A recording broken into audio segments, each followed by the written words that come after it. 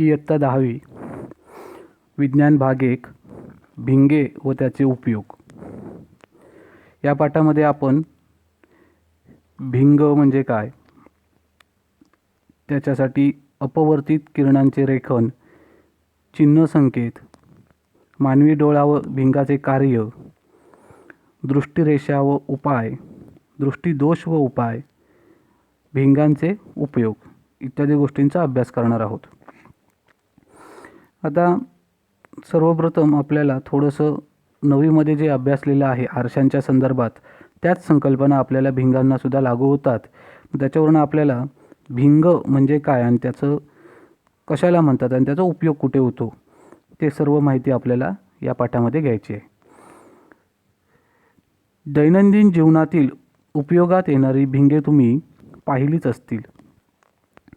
वृद्ध माणसे वाचनासाठी वापरणारी भिंगे,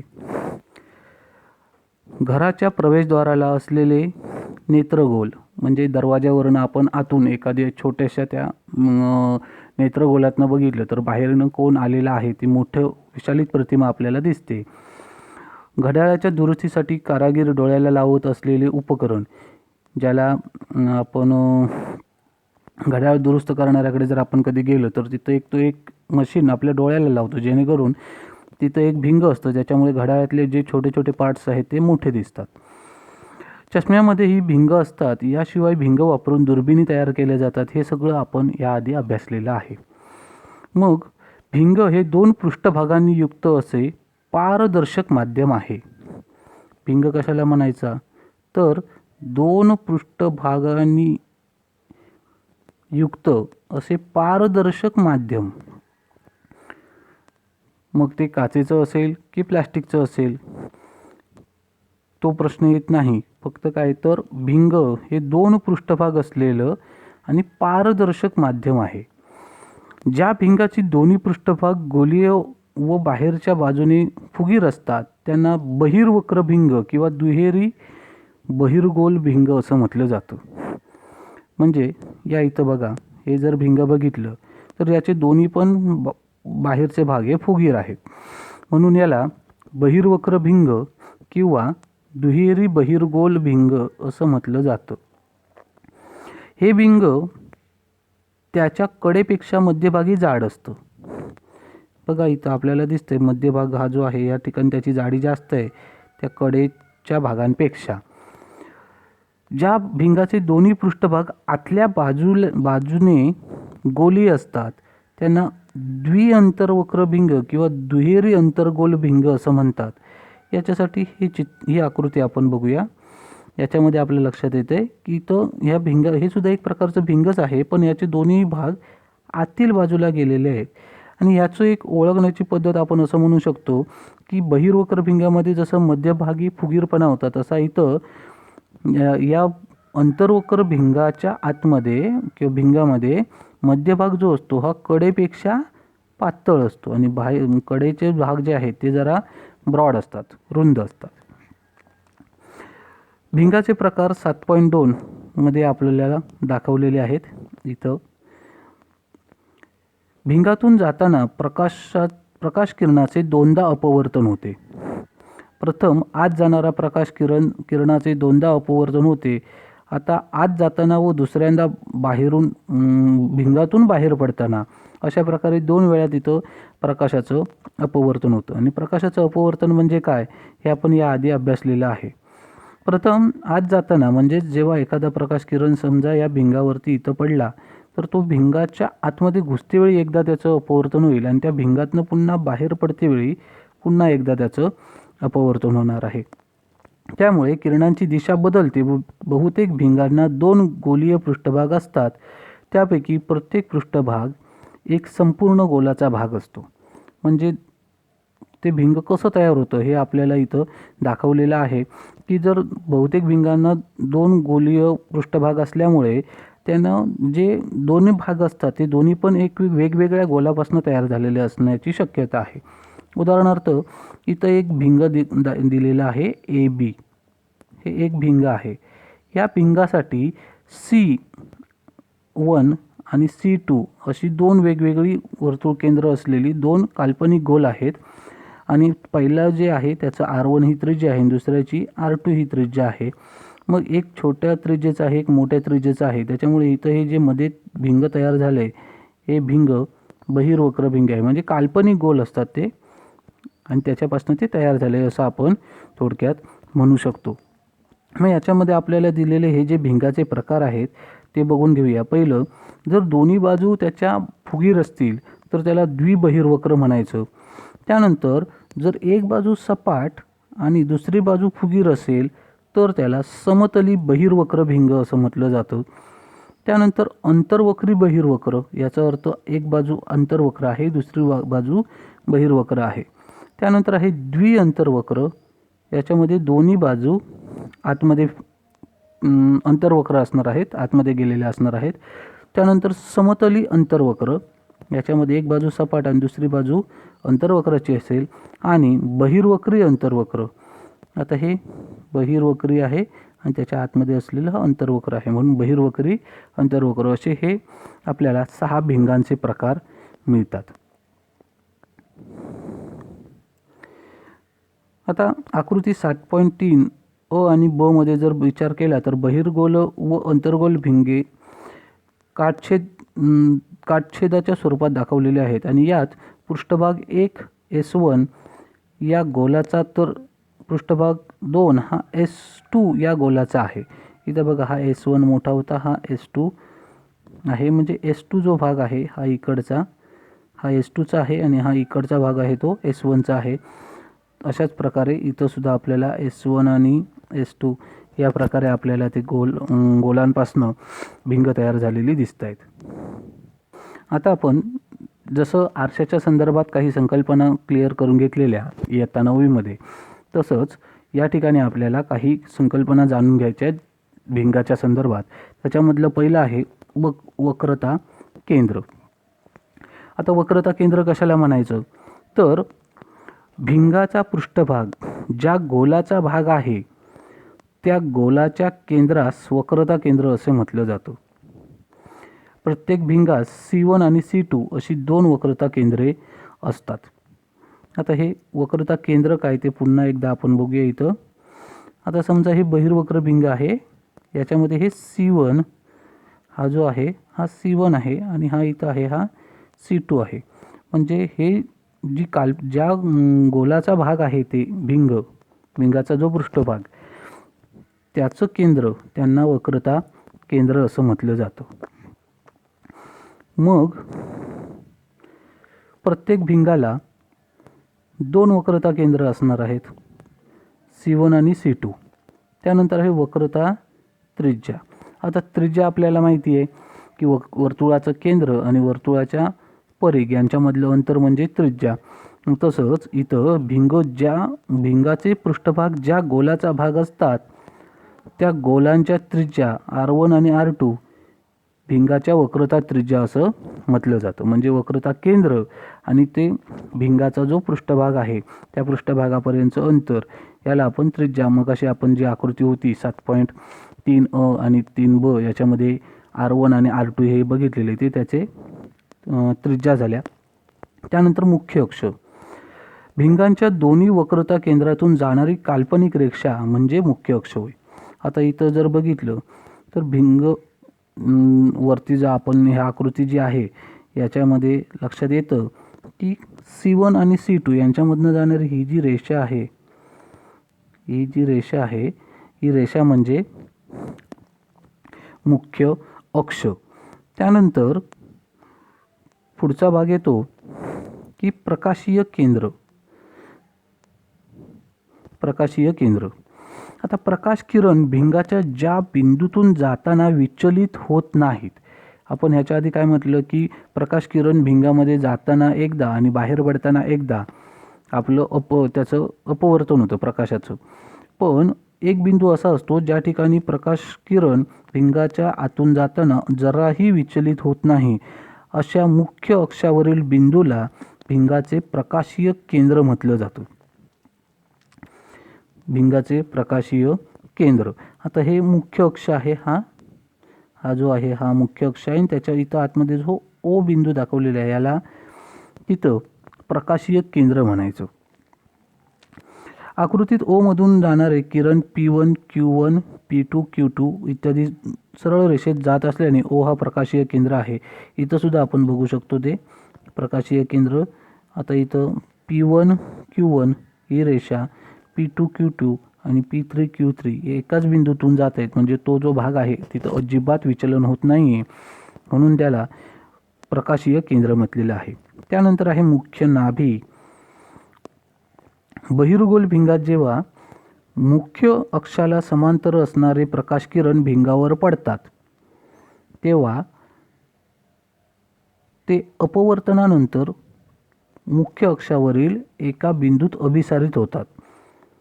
म्हणजे एका बाजूने समजा किरण येत आहेत आणि ती दुसऱ्या बाजूला ज्या बिंदूत त्याच अक्षावरील ज्या बिंदूत एकत्रित होतात तो भाग म्हणजे त्याचा नाभी, मुख्य नाभी. त्या बिंदूस बहिर्गोल भिंगाचे मुख्य नाभी म्हणतात. इथं F1 आणि F2 हे दोन नाभी असणार आहेत, कारण भिंगाला दोन बाजू असणार म्हणून त्याच्या दोन नाभी असणार आहेत. आता आकृती 7.5 अ मध्ये दाखवल्याप्रमाणे बहिर्गोल भिंगामध्ये मुख्य अक्षाला समांतर असणारे प्रकाश किरण अपवर्तनानंतर मुख्य अक्षावर एकत्र येतात, अभिसारित होतात. एकत्रित होतात यालाच आपण अभिसारित होतात असं सुद्धा म्हणू शकतो. म्हणून याला अभिसारी भिंग असं सुद्धा म्हटलं जातं.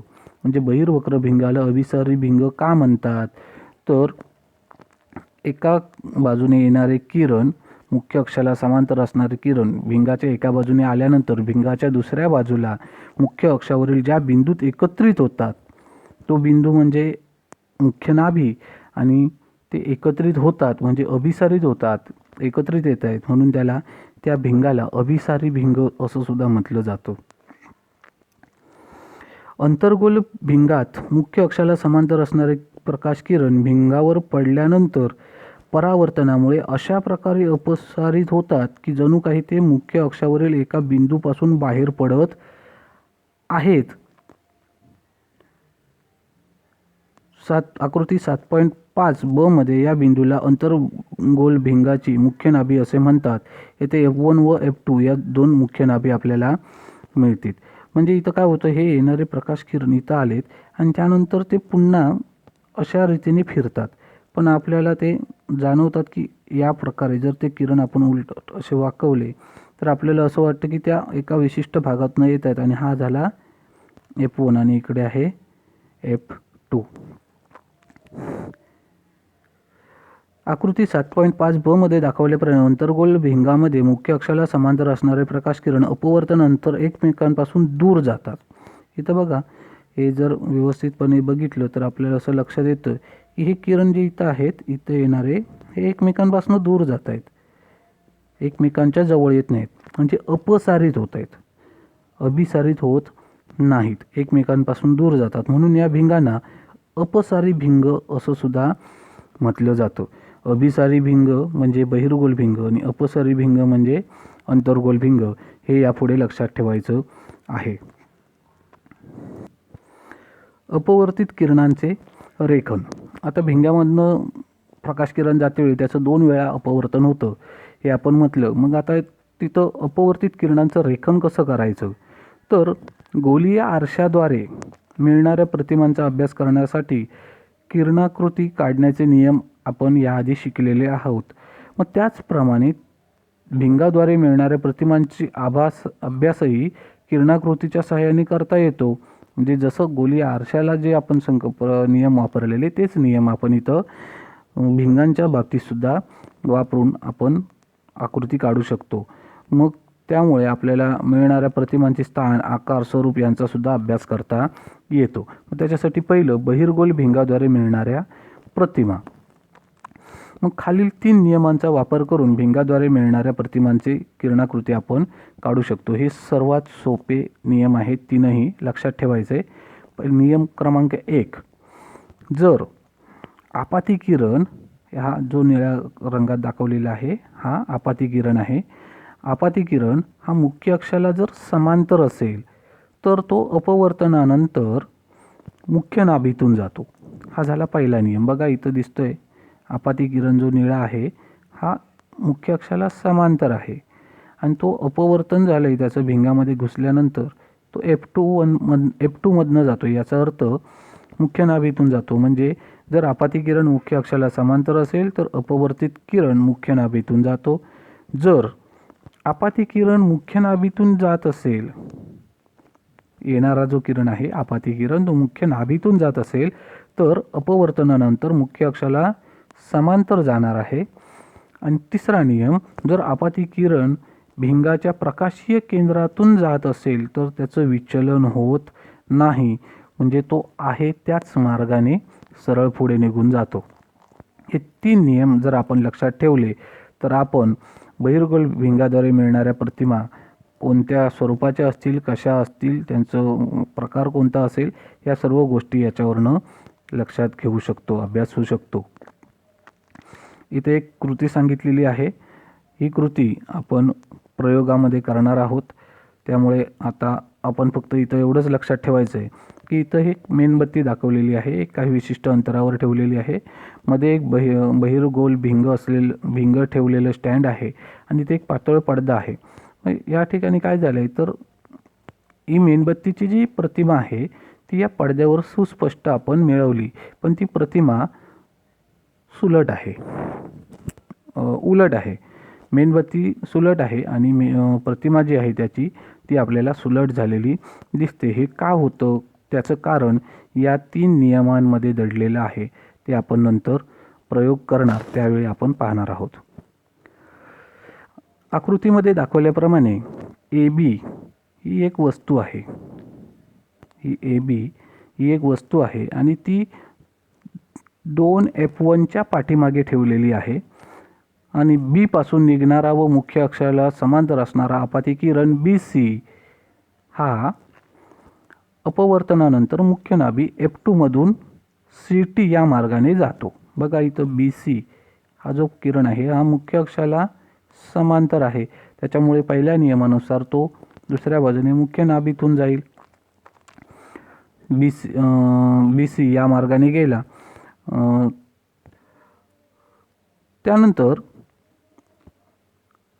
प्रकाशीय मध्य केंद्रातून जाणारा आपाती किरण BO हा अपवर्तनानंतर विचलित न होता OS या मार्गाने आहे त्याच मार्गाने सरळ जाईल. हा सरळ आला. मग जेव्हा CT या किरणाला बिंदू B1 मध्ये तो छेदतो, म्हणजेच B1 येथे B या बिंदूची प्रतिमा निर्माण होईल.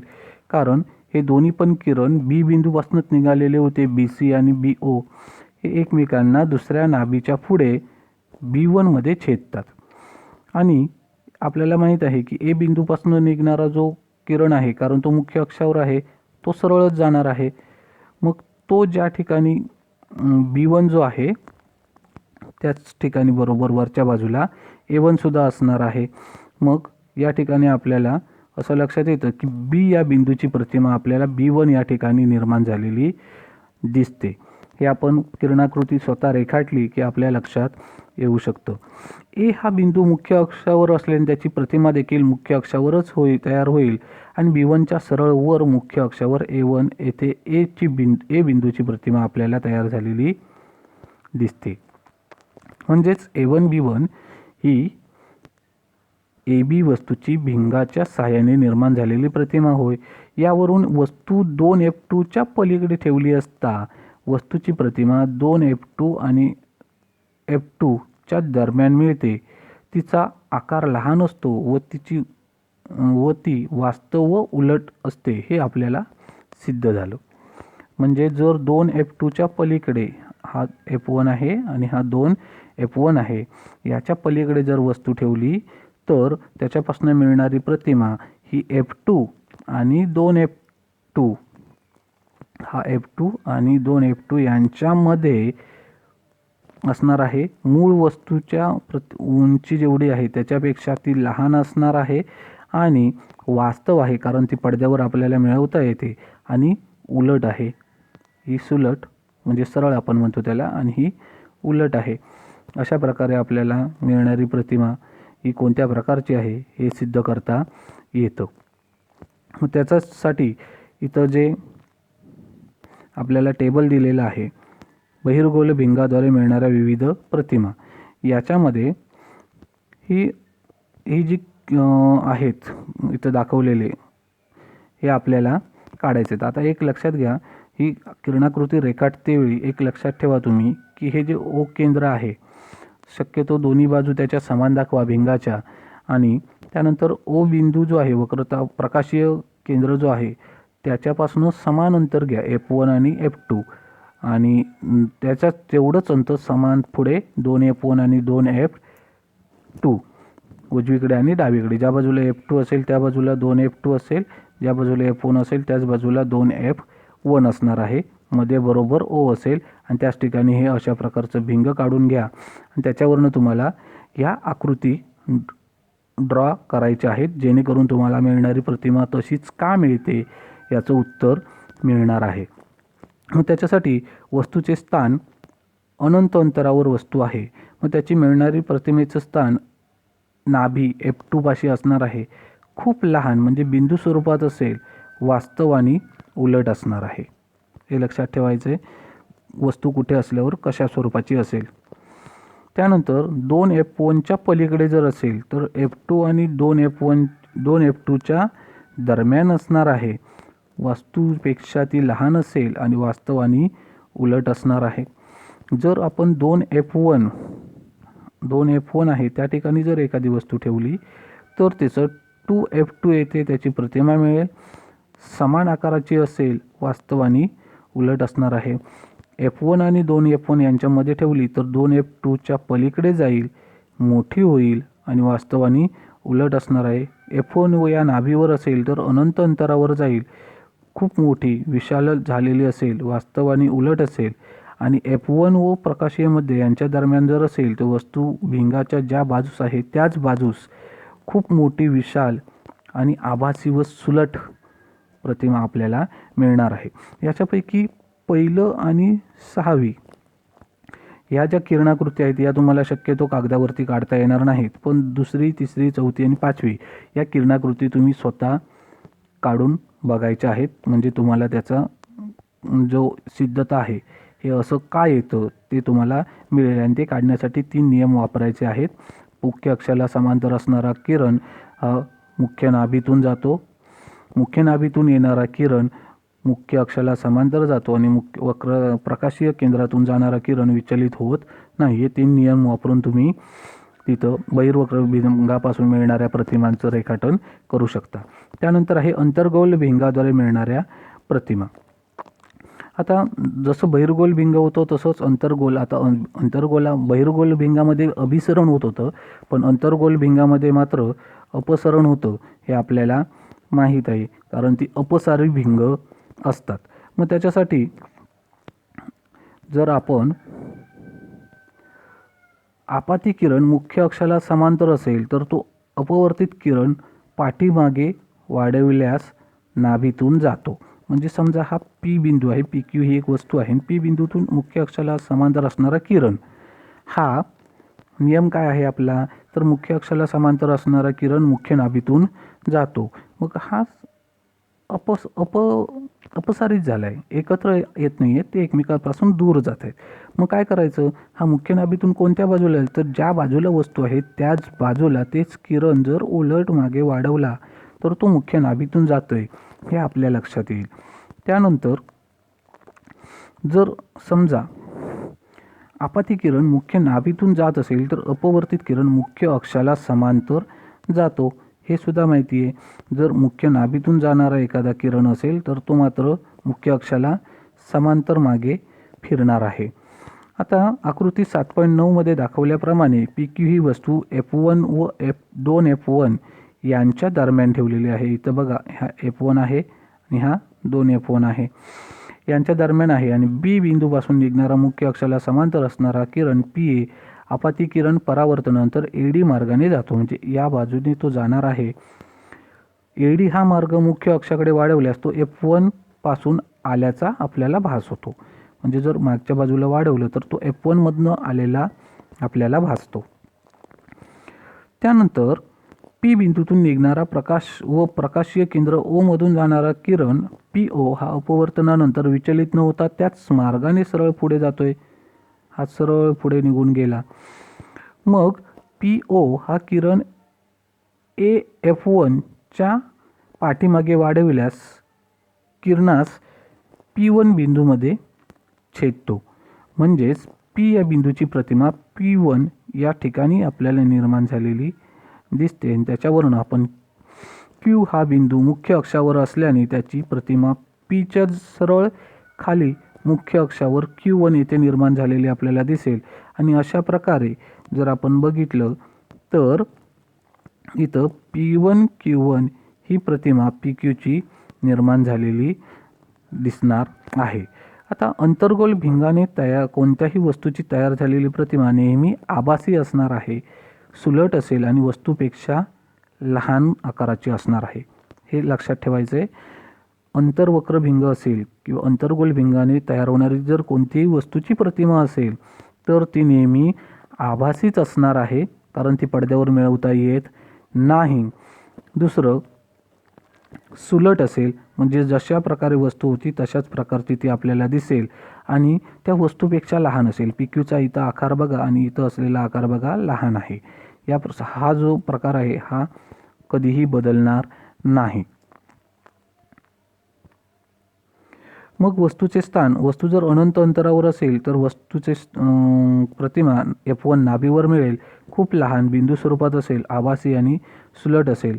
आणि जर प्रकाशीय केंद्र O व अनंत अंतर यामध्ये कुठेही ठेवा, मग प्रकाशीय केंद्र O व नाभी F1च्या मध्ये वस्तूपेक्षा लहान, आभासी आणि सुलट मिळणार आहे. या गोष्टी विसरायच्या नाहीत. आपण आरशासाठी काही गोलीय आरशासाठी वापरलेले कार्टेशियन चिन्ह संकेत अभ्यासलेले होते. तेच चिन्ह संकेत पुन्हा आपल्याला इथं वापरायचे आहेत. त्याच्यामध्ये ज्याप्रमाणे बहिर्गोल आरसा किंवा अंतर्गोल आरसा जे होते त्यांच्यासाठी जे आपण कार्टेशियन चिन्ह संकेत वापरलेले, त्याच प्रकारे इथं आपल्याला चिन्ह संकेत वापरायचे आहेत. याच्यासाठी साधी सोपी गोष्ट आहे. जे भिंग आहे त्याची काल्पनिक अशी कल्पना करायची की वरनं जो एक उभा छेद घेतला समजा, तर त्या भिंगाचे समान दोन भाग होतात. मग आपल्या उजवीकडचा भाग हा जो असेल हा तो त्या भिंगाचा उजवीकडचं म्हणायचं. आपल्या डावीकडचा म्हणजे त्या भिंगाचा डावीकडचा भाग असं आपण म्हणणार. आता जो उजवीकडचं जे अंतर असतं ते सर्व अंतर आपण धन म्हणून घेणार आणि डावीकडे असलेली सर्व अंतरे जी आहेत ती आपण ऋण म्हणून घेणार. हे लक्षात ठेवायचं आहे. हे थोडक्यात आपण संख्या रेषा जी आहे त्याच्यावरून जसं आपण एक्स अक्षाच्या वरती y अक्ष काढल्यानंतर जे दोन भाग होतात ते उजवीकडे धनसंख्या, डावीकडे ऋणसंख्या, वरती धनसंख्या, खाली ऋणसंख्या, तशाच प्रकारे इथं सुद्धा आहे. त्यानंतर इथं एक बाण दाखवलेला आहे वरती आणि खाली. हा समजा आडवा अक्ष आहे एक्स अक्ष आणि अधिक वजा असलेले हे y अक्ष. याच्यावरती वरच्या बाजूला असलेले सर्व धन असतात आणि खाली असलेले ऋण असतात. म्हणजे खालच्या बाजूने असलेली ऋण अंतर असणार आहेत, वरच्या बाजूला असलेली सर्व धन अंतर असणार आहेत. तसंच भिंगाच्या उजवीकडे असलेली सर्व अंतरं ही धन असतील, डावीकडे असलेली ही ऋण असणार आहेत. म्हणजेच आणि एक गोष्ट नेहमी लक्षात ठेवायची आहे की आपाती किरणांची दिशा जी असते ती डावीकडनं उजवीकडे नेहमी असणार आहे. उजवीकडनं डावीकडे कधीही आपण आपाती किरण दाखवणार नाही. मग त्याच्यावरून आपण भिंगाचं सूत्र, समजा वस्तूचे अंतर U, प्रतिमेचे अंतर V आणि भिंगाचे नाभी अंतर F यांचा परस्पर संबंध दर्शवणारं सूत्र जर विचारात घेतलं तर ते सूत्र म्हणजे भिंगाचं सूत्र होय. म्हणजेच 1/V वजा 1/U बरोबर 1/F. आता हे जे सूत्र आहे हे सूत्र कोणत्याही गोलीय भिंगाच्या वस्तूच्या भिंगापासून सर्व अंतरासाठी हे सूत्र सारखेच असते. मात्र सर्व अंतरासाठी चिन्ह संकेत योग्यरित्या वापरणे आवश्यक आहे. म्हणजे कोणतंही भिंग असलं तरी ही चिन्ह जी आहेत, ही चिन्ह किंवा हे जे संख्या आहेत या धन ऋण ह्या सारख्याच असणार आहेत, फक्त वरच्या बाजूला असेल तर धन येईल, खालच्या बाजूला असेल ऋण येईल, उजवीकडे धन डावीकडे ऋण. त्याचप्रकारे हे जे सूत्र आहे कोणत्याही भिंगाला चालतं. पण कोणत्याही भिंगाची जी शक्ती काढायची असेल आपल्याला किंवा भिंगाचं जर सूत्र काढायचं असेल तर त्याच्यासाठी आपल्याला हेच सूत्र वापरायचं आहे, 1/v वजा 1/u बरोबर 1/f. आपण म्हटलं 1/v म्हणजे होतं प्रतिमेचं अंतर, त्या भिंगाच्या जो प्रकाशीयमध्ये आहे तिथनं असलेलं अंतर, त्याच्यातनं वजा करायचं 1/u. u म्हणजे त्या वस्तूचं अंतर प्रकाशीय मध्यापासूनचं बरोबर 1/f. f म्हणजे नाभिय अंतर. कार्टेशियन चिन्ह संकेतानुसार प्रकाशीय मध्य O हा आरंभ बिंदू मानला जातो आणि मुख्य अक्ष हा संदर्भ चौकटीचा x अक्ष घेतात आणि चिन्ह संकेत पुढील प्रमाणे आपल्याला मिळू शकतात. पहिलं, वस्तू नेहमी भिंगाच्या डावीकडेच असते कारण आपण आपाती किरण डावीकडनंच दाखवतो. मुख्य अक्षाला समांतर असणारे सर्व अंतरे प्रकाशीय मध्यापासून मोजली जातात. म्हणजेच प्रकाशीय मध्य ज्या ठिकाणी आहे त्या ठिकाणापासून ते समांतर अंतर मोजायचं आहे. म्हणजे उंची वगैरे असेल वरच्या बाजूला किंवा खालच्या बाजूला ते प्रकाशीय मध्यापासून मोजायची. नियम क्रमांक 2, प्रकाशीय मध्याच्या उजवीकडे मोजलेली सर्व अंतरे धन मानतात तर डावीकडची सर्व अंतरे ऋण मानतात. तिसरं, मुख्य अक्षाला लंब आणि वरच्या दिशेने मोजली जाणारी अंतरे ऊर्ध्व अंतरे धन असतात. मुख्य अक्षाला लंब आणि खालच्या दिशेने मोजलेली अंतरे त्याला अधो अंतरे असं म्हटलं जातं, ती सर्व ऋण असतात. बहिर्गोल भिंगाचे नाभीय अंतर धन आणि अंतर्गोल भिंगाचे नाभीय अंतर हे नेहमीच ऋण असणार आहे. बहिर्गोल भिंगाचं नाभीय अंतर धन आणि अंतर्गोल भिंगाचे नाभीय अंतर ऋण असणार आहे. त्यानंतर आहे विशालन. विशालन म्हणजे एखाद्या भिंगापासून एखाद्या पदार्थाची प्रतिमा किती विशालित आपल्याला बनवता येते ती त्याची विशालनाची शक्ती म्हणजे मोठी वस्तू दाखवण्याची स्पष्ट करून दाखवण्याची जी क्षमता आहे ते म्हणजे विशालन. मग भिंगामुळे होणारे विशालन हे प्रतिमेच्या उंचीचे म्हणजे h2 ही प्रतिमेची उंची आणि h1 ही जी आहे ही प्रत्यक्ष वस्तूची उंची यांचं गुणोत्तर होय. विशालन कसं असतं तर प्रतिमेच्या उंचीशी असलेलं त्या प्रत्यक्ष वस्तूच्या उंचीचं गुणोत्तर. म्हणून विशालन बरोबर प्रतिमेची उंची भागिले वस्तूची उंची. म्हणजेच आपण असं लिहू शकतो, विशालन म्हणजेच मॅग्निफिकेशन, त्याला आपण कॅपिटल M अक्षर वापरणार आहोत. M बरोबर h2/h1.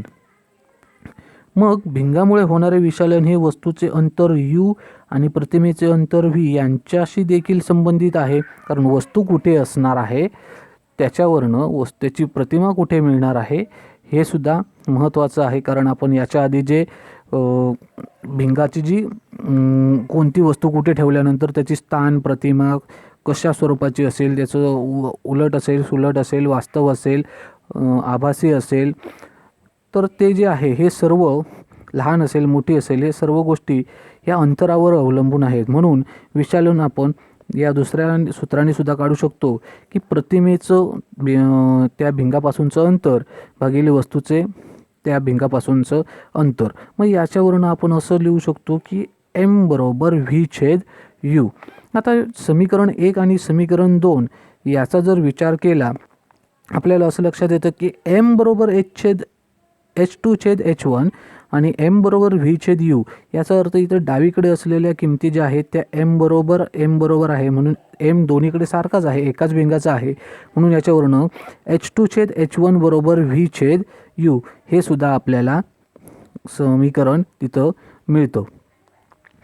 दोन वेगवेगळ्या आकाराची बहिर्गोल भिंगे घेतली आणि जर समजा बहिर्गोल भिंगाच्या साहाय्याने कागदावर सूर्यप्रकाश केंद्रित केला व प्रकाश केंद्रित केल्यापासून कागद जळण्यास सुरुवात होईपर्यंतचा कालावधी नोंदवला.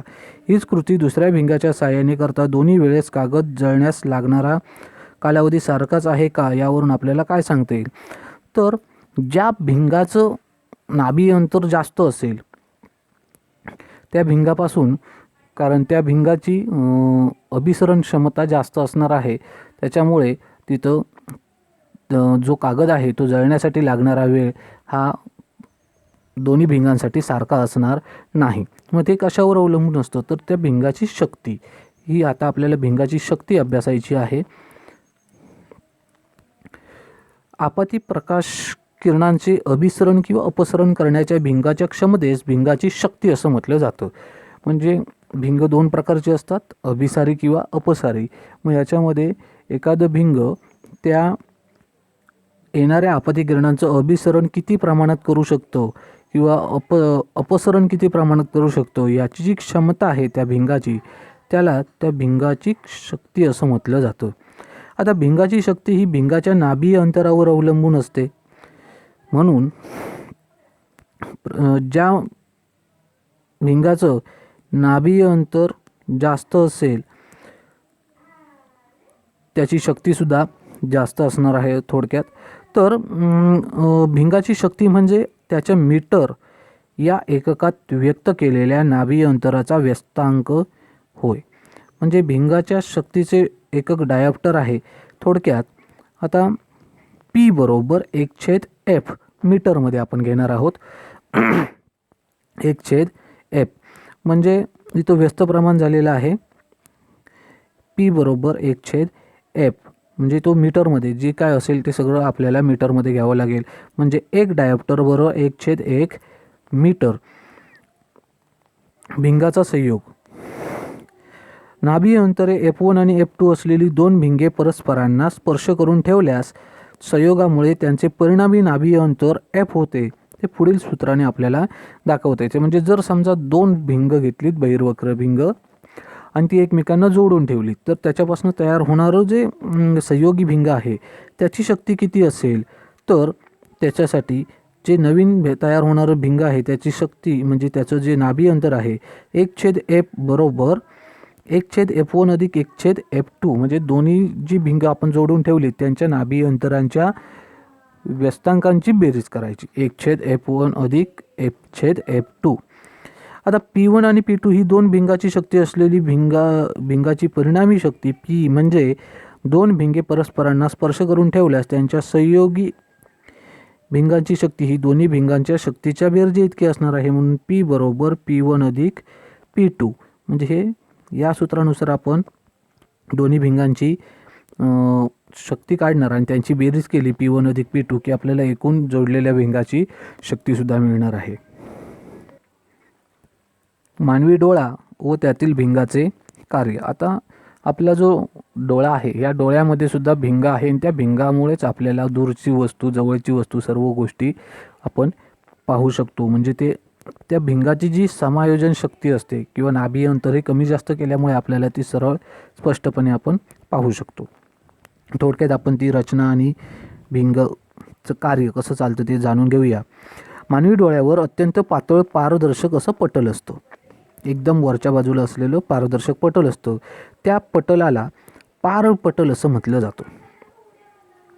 सर्वात वरचं आपल्याला बाहेरून दिसतं ते म्हणजे पारपटल. या पटलातून प्रकाश डोळ्यात प्रवेश करतो. डोळ्यात प्रवेश करणाऱ्या प्रकाशाचे जास्तीत जास्त अपवर्तन पारदर्शक पटलाद्वारे होतं. म्हणजे अपवर्तन जे आहे ते पारपटलाद्वारे पहिल्यांदा जास्तीत जास्त जेवढं शक्य असेल तेवढ्या प्रमाणात केलं जातं. या पटलाच्या मागे गडद मांसल पडदा असतो. या पटलाच्या मागे एक गडद मांसल पडदा असतो. त्यालाच आपण बुबुळ असं म्हणतो. दृष्टीपटलाच्या मागच्या बाजूला असलेला पडदा, मांसासारखा भाग, त्याला आपण बुबुळ म्हणतो. वेगवेगळ्या लोकांचे बुबुळ वेगवेगळे रंग वेगवेगळे असतात. बुबुळाच्या मध्यभागी असलेलं एक छोटंसं छिद्र ज्याचं व्यास बदलणारं असतं नेहमी, त्यालाच आपण डोळ्याची बाहुली असं म्हणतो. म्हणजे प्रत्येकाच्या डोळ्याच्या आतमध्ये असलेला जो भाग आहे बाहुली, हा याच्यामध्ये एक छोटंसं छिद्र असतं, त्याचा आकार लहान मोठा होत असतो. डोळ्यात प्रवेश करणाऱ्या प्रकाशाचे नियंत्रण करण्यासाठी डोळ्याची बाहुली उपयुक्त असते. म्हणजे डोळ्याच्या बाहुलीचं काम काय, तर डोळ्याच्या आतमध्ये प्रवेश करणारे जे प्रकाशकिरण आहेत त्यांच्यावरती नियंत्रण ठेवणे. जर प्रकाश जास्त असेल तर बाहुलीचे आकुंचन होते. तसेच कमी प्रकाशात बाहुली रुंदावते. याचा अर्थ असा की जर समजा आपण तीव्र प्रकाशाकडे जर बघत असू, म्हणजे थोडक्यात सूर्यकिरणाकडे जर बघायला गेलो तर आपली डोळे पूर्णपणे झाकले जातात, कारण आपल्याला तेवढं प्रकाश समायोजन करून घेण्याची क्षमता आपल्या डोळ्याची नाही. पण जर समजा आपण तीव्र प्रकाशात जर गेलो, असं दिवसाच्या वेळेला जर आपण बघितलं, तर आपल्या डोळ्यांचं जे बाहुली आहे त्याचं छिद्र जे आहे ते छोटं झालेलं असणार आहे, कारण आतमध्ये जाणारा प्रकाश किरण कमी असला पाहिजे. आणि रात्रीच्या वेळी आपण जर बाहुलीचं निरीक्षण केलं तर मात्र आपल्या डोळ्यातील बाहुलीचं छिद्र आहे ते मात्र मोठं झालेलं असणार आहे. बुबुळाच्या पृष्ठभागावर पारदर्शक पटलांचा फुगवटा असतो. डोळ्याच्या बाहुलीच्या लगत मागे पारदर्शक द्विबहिर्गोल स्फटिकमय भाग असतो. आता डोळ्याच्या बाहुलीच्या मागे लगतच पारदर्शक द्विबहिर्गोल स्फटिकमय भाग ते भिंग होय. म्हणजे बाहुलीच्या मागच्या बाजूला असलेला जो भाग असतो ते म्हणजे डोळ्याचं भिंग. स्फटिकमय भिंग त्याच्या नाभी अंतराची सूक्ष्म अदलाबदल करत असतं. ती अदलाबदल केल्याशिवाय आपल्याला वस्तू स्पष्टपणे पाहता येत नाही. या भिंगामुळे डोळ्याच्या आतील पडद्यावर वास्तव व उलट प्रतिमा तयार होते. म्हणजे हे जे भिंग आहे इथं आपल्याला दाखवलेला आहे, हा जो भाग आहे हा भिंगाचा आहे. तर हा जो भाग आहे याच्यामध्ये नाभी अंतर हे कमी जास्त करता येत असतं आणि त्याच्यापासून येणारे जे प्रतिमा आहे, प्रकाश किरण जे आहे त्यांचं इथं या बाजूला इथं पडद्यावरती प्रतिमा वास्तव म्हणजे पडद्यावरती मिळवता येते आणि उलट स्वरूपाची प्रतिमा तिथं तयार केली जाते. डोळ्याचा पडदा म्हणजे दृष्टीपटल हे एक संवेदनशील पटल असतं. त्याच्यामुळे प्रकाश संवेदनशील पेशी असतात. या पेशी प्रकाशित झाल्यावर उत्तेजित होऊन विद्युत संकेत निर्माण करतात. म्हणजे इथं जर बघितलं तर ह्या पडद्यावरती प्रकाश संवेदनाशी संबंधित असलेल्या पेशी असतात, म्हणजे त्या प्रत्येक वेगवेगळ्या रंगाशी संबंधित असतात. त्यामुळे काय होतं, तो त्या प्रकारचा प्रकाश किरण त्या ठिकाणी पडला की त्या उत्तेजित होऊन त्याच्यापासून संकेत निर्माण विद्युत संकेत तयार करून ते मेंदूकडे पाठवले जातात. आता हे विद्युत संकेत डोळ्यांच्या मज्जातंतूद्वारे मेंदूकडे जातात. मग मज्जातंतूंद्वारे ते मेंदूपर्यंत गेल्यानंतर मेंदू या संकेताचा अर्थ व्यक्त करतो आणि माहितीवर अशा प्रकारे प्रक्रिया करतो की वस्तू जशा आहेत तसे आपण आकलन करू शकतो. म्हणजे प्रत्यक्ष आपल्या डोळ्यामध्ये जी निर्माण होणारी प्रतिमा जी आहे ती उलट जरी असली तरीसुद्धा आपल्याला दिसते वेळी समोरचं चित्र जे आहे हे सरळ आहे किंवा समोरची वस्तू सरळ आहे हे आपल्याला जाणवत असतं. हे सर्व करण्याचं काम मेंदूकडे असतं. आता दूर अंतरावरच्या वस्तू बघताना डोळ्याचे भिंग चपटे होते आणि भिंगाचे नाभी अंतर वाढते. म्हणजे जेवढं भिंग चपट असणार आहे तेवढं त्याचं नाभी अंतर वाढत जाणार आहे. आता जर आपल्याला जवळच्या वस्तू बघताना जर डोळ्याच्या भिंगाचा विचार केला तर ते फुगीर होतं आणि भिंगाचं नाभी अंतर कमी होतं. त्यामुळे दोन्ही वेळेस डोळ्याच्या आतील पटलावर वस्तूची सुस्पष्ट प्रतिमा मिळते. कारण अनंत अंतरावरची वस्तू बघायची असेल तर नाभी अंतर वाढणार आहे आणि जेव्हा आपण जवळची वस्तू बघणार आहोत तेव्हा नाभी अंतर कमी होत असतं. नाभी अंतराच्या आवश्यकतेनुसार बदल करण्याच्या भिंगाच्या क्षमतेला समायोजन शक्ती असे म्हटले जाते. त्या डोळ्याची समायोजन शक्ती म्हणजे डोळ्याने पाहण्यासाठी आवश्यक असलेलं नाभी अंतराची जी अदलाबदल केली जाते, आवश्यकतेनुसार त्या भिंगामध्ये बदल केला जातो, त्याला त्या डोळ्याच्या भिंगाची समायोजन शक्ती असं म्हटलं जातं. आता लवचिक भिंग कमी अधिक फुगीर करून त्याची वक्रता बदलून समायोजन साधता येत असले तरी डोळ्यातील भिंगाचे नाभी अंतर विशिष्ट अंतरापेक्षा कमी अंतर करता येत नाही. म्हणजे आपल्याला विशिष्ट अंतरानंतर जवळून त्या वस्तू पाहता येत नाही. साधारणपणे 25 सेंटीमीटरच्या पुढच्या वस्तू आपण डोळ्यापासूनच्या लांब असलेल्या स्पष्टपणे पाहू शकतो. पण जर का आपण डोळ्यापासून जसे जसे जवळ येत जाणार एखादी वस्तू तसं आपल्याला ते दिसायचं कमी होत जातं. म्हणजे डोळ्यांची समायोजन शक्ती जरी असली तरी त्याच्यामध्ये काही मर्यादा आहेत. त्यानंतर आहे दृष्टीदोष व त्यावरील उपाय. काही लोकांना डोळ्यातील समायोजन शक्ती कमी झाल्याने वस्तू सुस्पष्ट दिसत नाहीत. म्हणजे डोळ्याच्या आतमध्ये असलेल्या भिंगाची समायोजन शक्ती कमी झाली, काही कारणास्तव स्नायू जे असतात ते जर कमकुवत झाले तर त्याची समायोजन शक्ती कमी होते. त्याच्यामुळे दूरच्या वस्तू किंवा जवळच्या वस्तूसुद्धा स्पष्टपणे पाहता येत नाहीत. डोळ्यातील अपवर्तन दोषामुळे दृष्टी अंधुक व अस्पष्ट होते. सामान्यतः दृष्टीचे 3 अपवर्तन दोष आहेत. जनरली आपल्याला ते 3च गोष्टी असू शकतात. इतरही कारणं असतात दृष्टीदोषाची, पण ही जी 3 कारणं आहेत ती सामान्यपणे आपल्याला दिसून येतात. त्याला लघुदृष्टिता किंवा निकटदृष्टिता असं म्हटलं जातं. हा पहिला भाग आहे. याच्यामध्ये लक्षात ठेवायचं की लघुदृष्टिता किंवा निकटदृष्टिता म्हटलं की या दोषामध्ये मानवी डोळा जवळपासच्या वस्तू व्यवस्थितपणे पाहू शकतो, पण दूरवरच्या वस्तू मात्र स्पष्टपणे पाहू शकत नाहीत. म्हणजेच डोळ्याचा दूरबिंदू अनंत अंतरावर नसून तो जवळ असतो. डोळ्याचा दूरबिंदू हा अनंत अंतरावर नसून जवळ असतो. दूरच्या वस्तूची प्रतिमा डोळ्यातील दृष्टिपटलाच्या अलीकडेच तयार होते आणि त्यामुळे निकटदृष्टिता दोषाची तिथं शक्यता उद्भवते. मग याच्यामध्ये सुद्धा 2 कारणं असतात.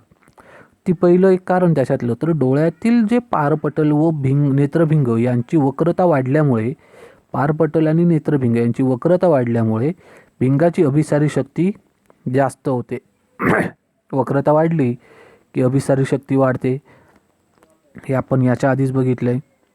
आणि अभिसारी शक्ती वाढल्यामुळे ती जी प्रतिमा आहे ती पडद्याच्या अलीकडे तयार होते, पडद्यावरती तयार होत नाही. दुसरं आहे नेत्रगोल लांबट झाल्याने डोळ्याचे भिंग व डोळ्यातील दृष्टिपटल यांच्यामधील अंतर वाढतं. नेत्रगोल म्हणजे डोळ्याचा जो गोल भाग आहे तो लांबट झाला समजा, तर त्याने डोळ्याचे भिंग आणि डोळ्यातील दृष्टिपटल यांच्यामधलं जर अंतर वाढलं तरीसुद्धा प्रतिमा त्या पडद्यावरती दृष्टिपटलावरती तयार होणार नाही. मग याच्यावर उपाय काय, तर योग्य नाभीय अंतर असलेले अंतर्गोल भिंगाचे चष्मे वापरून या दोषाचे निराकरण करता येतं. आता अंतर्गोलच का वापरायचं, तर मुळात आपल्या डोळ्यामध्ये असलेलं बहिर्वक्र भिंग आहे त्याच्यामुळे तयार होणारी जी प्रतिमा जी आहे निकटदृष्टिता किंवा लघुदृष्टिता याच्यामध्ये अभिसरण क्षमता वाढलेली असते. त्याच्यामुळे प्रतिमा जी आहे ती पडद्यावरती तयार होण्याऐवजी त्या पडद्याच्या अलीकडेच तयार होते. म्हणजे ती अजून जरा पुढे जायला पाहिजे, म्हणून आपण अपसारी भिंगाचा वापर करणार. म्हणून बहिर्वक्र भिंगाच्या ऐवजी अंतर्गोल भिंगाचा चष्मा वापरून या दोषाचे निराकरण करता येऊ शकतं. या भिंगामुळे किरणांचे अपसरण होऊन मग ते डोळ्यातील भिंगापर्यंत पोचतात. म्हणजे पहिलं अपसरण होतं भिंगामुळे आणि नंतर डोळ्यापर्यंत पोचतात आणि नंतर डोळ्याच्या भिंगामुळे अभिसरण होऊन प्रतिमा डोळ्यातील पडद्यावर तयार होते. अंतर्गोल भिंगाचे नाभीय अंतर ऋण असते, त्यामुळे निकटदृष्टी दोषाच्या डोळ्यासाठी ऋण शक्तीचा चष्मा असतो आणि दोषाच्या प्रमाणानुसार वेगवेगळ्या डोळ्यांसाठी अंतर्गोल भिंगाची शक्तीसुद्धा वेगवेगळी असणार आहे. म्हणजे याच्यावरून असं लक्षात ठेवायचं की निकटदृष्टिता किंवा लघुदृष्टिता याच्यासाठी या दोषाचं निराकरण करायचं असेल तर आपल्याला अंतर्वक्र भिंगाचं ऋण शक्ती असलेलेच भिंग वापरावी लागतात. यानंतरचा दुसरा दृष्टीदोष आहे दूरदृष्टिता. आता याच्या नावामध्ये आपल्याला लक्षात येईल की दूरदृष्टिता याचा अर्थ दूरच्या वस्तू दिसतात म्हणजे जवळच्या वस्तू दिसत नाही आहेत. मग याच्यामध्ये आपण असं म्हणू शकतो की निकट बिंदू जो आहे डोळ्याचा हा 25 सेंटीमीटर अंतरावर न राहता दूर झालेला असतो. त्यामुळे जवळच्या वस्तूची प्रतिमा डोळ्यातील दृष्टिपटलाच्या पाठीमागे तयार होते. आता जो निकट बिंदू आहे हा 25 सेंटीमीटरच्या पण पुढे गेल्यामुळे जी प्रतिमा जी आहे ते अभिसरण जे व्हायला पाहिजे भिंगामुळे ती प्रतिमा त्या डोळ्याच्या मागे असलेला जो पडदा आहे त्या पडद्याच्या मागे जाते. म्हणजे अभिसरण क्षमता तिथं डोळ्याची कमी झालेली असणार. दूरच्या वस्तू स्पष्ट दिसत आहेत पण जवळची वस्तू म्हटली की इथं बघा प्रतिमा पडद्याच्या मागच्या बाजूला गेलेली आहे, ती पडद्यावरती मिळवायची आहे आपल्याला. मग या दृष्टिपटलाच्या पाठीमागे प्रतिमा तयार होते. मग याच्यासाठी दृष्टिपटलाच्या दोषाची सुद्धा 2 कारणं सांगता येतात. पहिलं, डोळ्याच्या पारपटल व नेत्रभिंग यांची वक्रता कमी झाल्यामुळे भिंगाची अभिसारी शक्ती कमी होते. वक्रता कमी झाली भिंगाची, पारपटल आणि जे भिंग आहे त्याची वक्रता कमी जर झाली तर त्याचं वक्रता कमी झाल्यामुळे नाभी अंतर वाढणार आहे. नाभी अंतर वाढल्यामुळे त्याची जी प्रतिमा आहे ती पडद्याच्या मागे तयार होईल. दुसरं, नेत्रगोल उबट झाल्याने डोळ्याचे भिंग व डोळ्यातील दृष्टिपटल यांच्यातील अंतर कमी होतं. नेत्रगोल जो आहे तो उबट झाला, मग अशी होतं फुगीर झाल्या, तर आता आहे उबट झाला. तर काय होणार आहे, तरीसुद्धा उबट झाल्यामुळे हा नेत्रगोल हा जो भाग आहे हा असा गोल झाला, उबट झाला, तर तो पडदा पुढे आल्यामुळे त्याची क्षमता मागे गेली. जे चित्र जे तयार होणार होतं ते पडद्याच्या मागे तयार होतं. मग यावेळी आपल्याला अभिसरण कमी होतं आहे. ते अभिसरण होण्यासाठी अभिसारी भिंगाचा वापर करावा लागेल. म्हणून योग्य नाभी अंतर असलेल्या बहिर्गोल भिंगाचा चष्मा वापरून हा दोष घालवता येतो. या भिंगामुळे प्रकाश किरणांचे अभिसरण होऊन मग ते डोळ्यातील भिंगापर्यंत पोहोचते. नंतर पुन्हा त्या भिंगामुळे अभिसरण होऊन प्रतिमा डोळ्यातील पडद्यावरती तयार होते. आता यासाठी बहिर्गोल भिंगाचे नाभी अंतर धन असते. म्हणून दूरदृष्टिता डोळ्याच्या जो आजार आहे तो दूर करण्यासाठी धन शक्ती असलेले चष्मा वापरणे आवश्यक ठरतं. चष्म्याशिवाय जवळपासच्या वस्तू सहजपणे व सुस्पष्टपणे दिसणे शक्य नाही. कधी जर ती दूरदृष्टिता हा असेल, दोष झालेला असेल आणि त्याच्यामध्ये जर त्यांना बहिर्वक्र भिंगाचा चष्मा वापरलेला नसेल तर त्यांना जवळच्या वस्तू दिसणार नाहीत. त्यानंतर आहे वृद्धदृष्टिता. आता याच्या आधी जी बघितली ती 2 कारणं वेगळी होती. आता हे जे आहे हे वयोमानानुसार सर्वांमध्येच होतं असं नाही. वृद्धदृष्टिता, वाढत्या वयानुसार डोळ्याची समायोजन शक्ती सामान्यतः कमी होते. म्हणजे एकच वस्तू आपण सारखी वापरत राहिलो तर त्याची झीज होते. तशा प्रकारे डोळ्याची समायोजन शक्ती कमी होते. म्हणजे डोळ्यातील भिंगाचे स्नायू व भिंगाचे नाभी अंतर बदलण्याची क्षमता गमावून बसतात. मग वयस्कर माणसांचा निकटबिंदू डोळ्याच्या पासून मागे सरकतो. त्यामुळे त्यांना चष्म्याशिवाय जवळपासच्या वस्तू सहजपणे सुस्पष्टपणे दिसू शकत नाहीत. मग काही वेळा लोकांना दूरदृष्टिता व निकटदृष्टिता असे दोन्ही दोष जाणवतात. हा दोष दूर करण्यासाठी त्यांना द्विनाभीय भिंगाची आवश्यकता असते. द्विनाभीय भिंगामध्ये वरचा भाग अंतर्गोल भिंगाचा असून निकटदृष्टिता दोष दूर करतो आणि खालचा भाग जो आहे हा बहिर्गोल असून तो दूरदृष्टिता दोष दूर करतो. वस्तूचा आभासी आकार. मग त्या वस्तू जी असते आपल्यासमोर त्याचा आभासी आकार आपल्याला कसा दिसतो, तर आकृतीमध्ये दाखवल्यापासून डोळ्यापासून भिन्न अंतरावर असलेल्या समान आकाराच्या 2 वस्तू PQ आणि P1Q1 विचारात घेतली. आता PQ या वस्तूने डोळ्याशी धारण केलेला कोन हा अल्फा कोन हा जो आहे हा P1Q1 या वस्तूने डोळ्याशी धारण केलेल्या कोन बीटा कोनापेक्षा मोठा असल्याने डोळ्याजवळ असलेली वस्तू P1Q1 ही PQ ही P1Q1 पेक्षा मोठी दिसते. म्हणजेच डोळ्याला दिसलेल्या वस्तूचा आभासी आकार हा वस्तूने डोळ्याशी धारण केलेल्या कोनावर अवलंबून असतो. याच्यासाठी आपण एक कृती करून पहा, म्हणजे तुमच्या लक्षात येईल की डोळ्याला दिसलेला वस्तूचा आभासी आकार हा वस्तूने डोळ्याशी धारण केलेल्या कोनावर अवलंबून असतो. आता एक बोट घ्या, ते बोट तुमच्यापासनं असं लांब धरा. त्या बोटापासनं एक डोळा बंद करा आणि एक वस्तू, दूरची वस्तू त्या बोटाच्या मागे दडते का बघा. आणि हळूहळू ते बोट डोळ्याजवळ घ्या आणि त्या बोटाचा आकार केवढा मोठा वाढलेला आहे ते बघा. मागच्या सर्व वस्तू तुम्हाला दिसेनाशा सुद्धा होतात. परिणाम म्हणजेच काय होतं, जसं आपण ते एखादी वस्तू डोळ्याच्या जवळ येते तसं तिथं असलेलं डोळ्याशी असलेला जो धारण केलेला जो कोन आहे याचं प्रमाण वाढत जातं. त्यामुळे ती वस्तू आभासी आपल्याला खूप मोठी वाटत असते. वास्तविक पाहता त्याच्यामध्ये कोणत्याही प्रकारे बदल झालेला नसतो. मग अंतर्गोल भिंगाचे उपयोग. भिंगांचा वापर कुठे करायचा? तर पहिला, वैद्यकीय उपकरणे, स्कॅनर व CD प्लेयर या उपकरणांमध्ये लेझर किरणांचा वापर केला जातो. आता या स्कॅनर वगैरे असेल किंवा CD प्लेयर असेल, याच्यामध्ये जी लेझर टेक्नॉलॉजी वापरली जाते, तर या उपकरणांचे कार्य योग्य रीतीने चालण्यासाठी त्यामध्ये अंतर्गोल भिंग वापरलेलं असतं. त्यानंतर दरवाजावरील नेत्रदर्शिका हे छोटं संरक्षक उपकरण आहे, ज्याच्या सहाय्याने दरवाजाच्या बाहेरील परिसराचे अधिकाधिक विस्तीर्ण दृश्य पाहणे शक्य होते.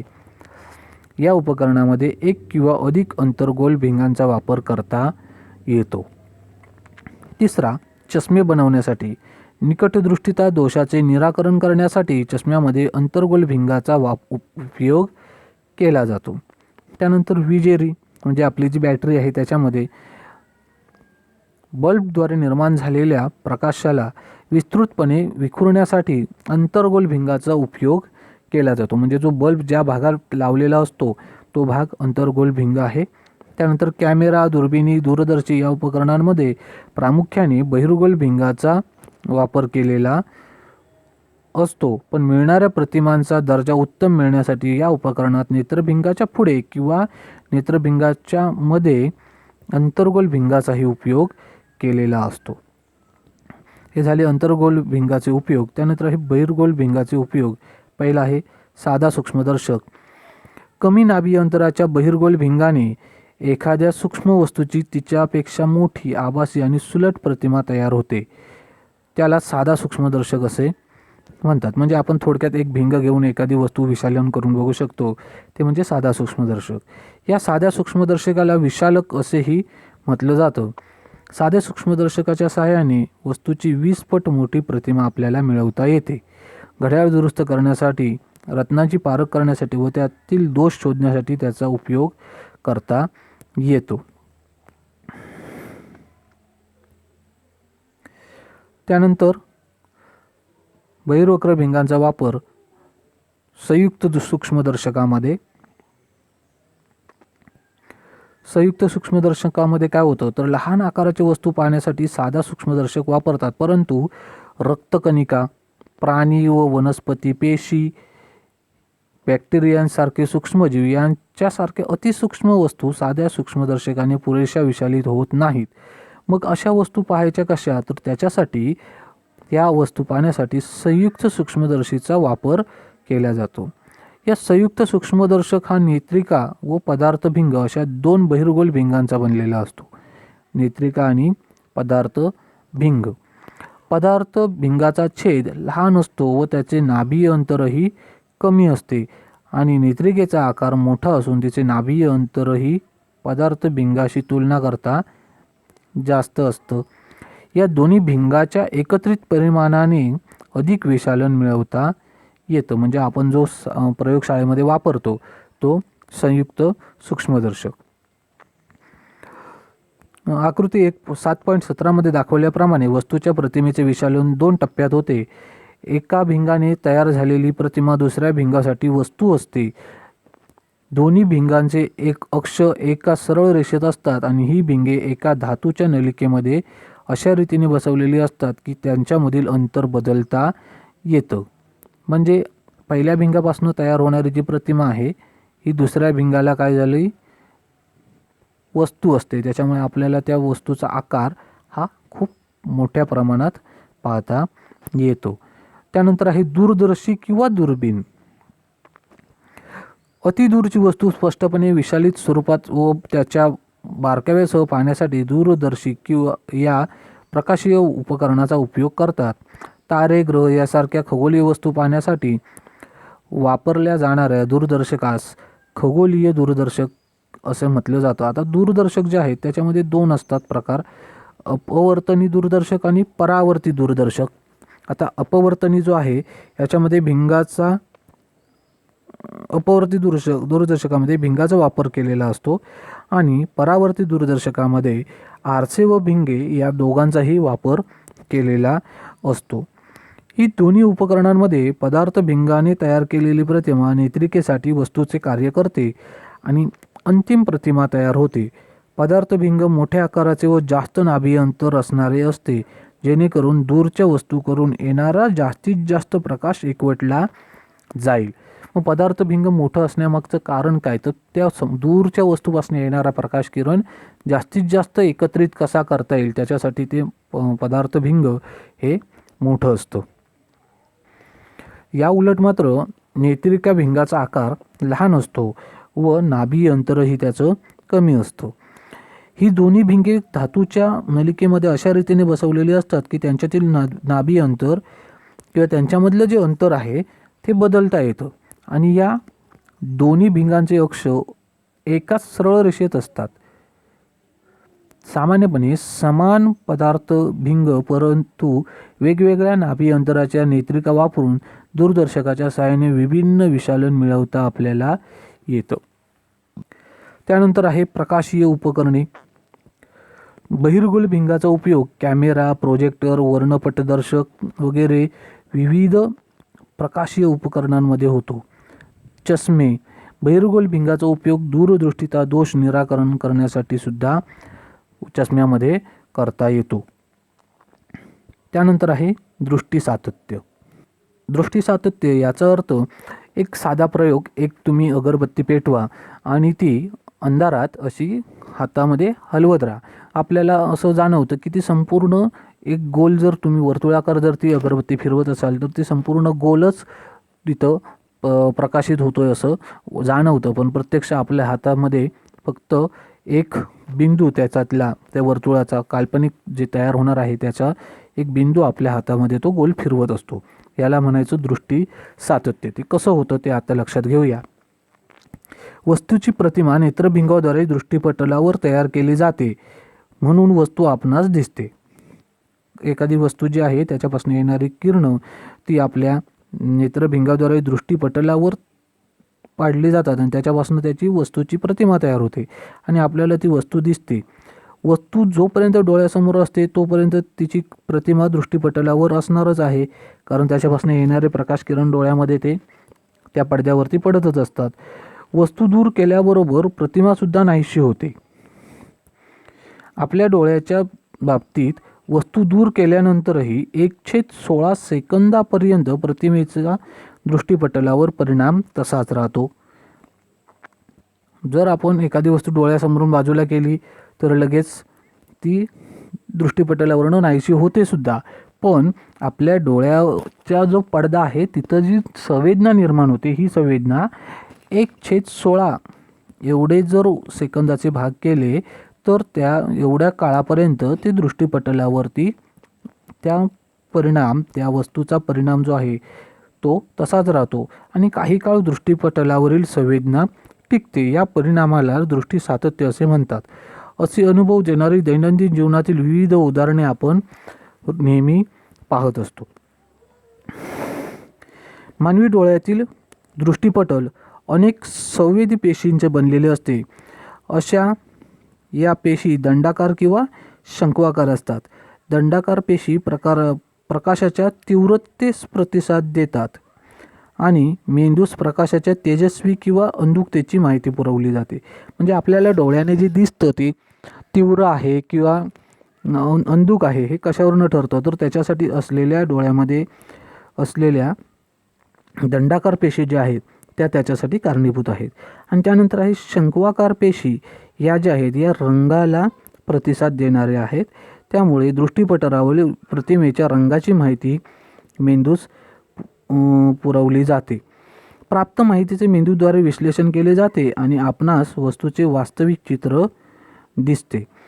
दंडाकार पेशी अंधुक प्रकाशात सुद्धा प्रतिसाद देतात, परंतु शंक्वाकार पेशी अंधुक प्रकाशात संवेदना देत नाहीत. या पेशी फक्त तेजस्वी प्रकाशातच प्रतिसाद देतात. यामुळे रंगाची संवेदना किंवा जाण फक्त तेजस्वी प्रकाशातच होते. शंक्वाकार पेशींना तांबड्या, हिरव्या, निळ्या रंगाच्या वेगवेगळ्या संवेदना असतात. जेव्हा तांबडा रंग डोळ्यावर पडतो तेव्हा तांबड्या रंगाला प्रतिसाद देणाऱ्या पेशींना इतर पेशींच्या मनाने जास्त उद्दीपित केलं जातं. त्यामुळे आपल्याला तांबड्या रंगाची जाणवते. काही व्यक्तींमध्ये विशिष्ट रंगांना प्रतिसाद देण्याचा शंक्वाकार पेशींचा अभाव असतो. अशा व्यक्ती ते रंग ओळखू शकत नाहीत किंवा निरनिराळ्या रंगात भेद करू शकत नाहीत. या व्यक्तींना रंगांध म्हटलं जातं, किंवा त्याला कलर ब्लाइंड म्हटलं जातं.